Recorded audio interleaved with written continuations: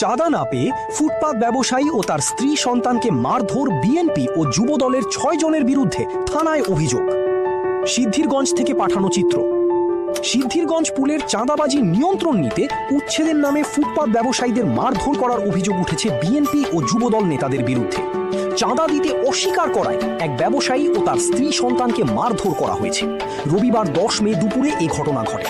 এ ঘটনায় বিএনপি ও যুবদলের 6 জনের নাম উল্লেখ করে থানায় লিখিত অভিযোগ করেছেন ব্যবসায়ী মাসুদের স্ত্রী আসমা।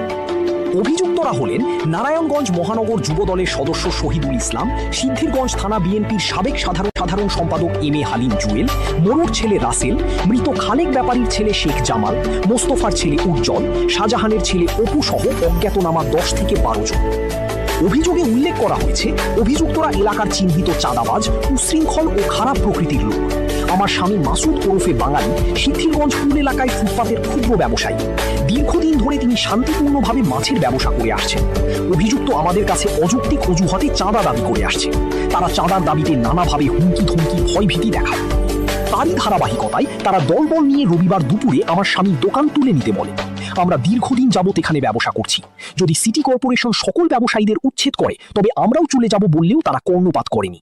তারা আমার ও আমার স্বামীর কাছে কি ভাই আমার মাইর করলো, আমার মেয়েরে মারলো, আমার বউরে মারলো, এইটার কারণটা কি?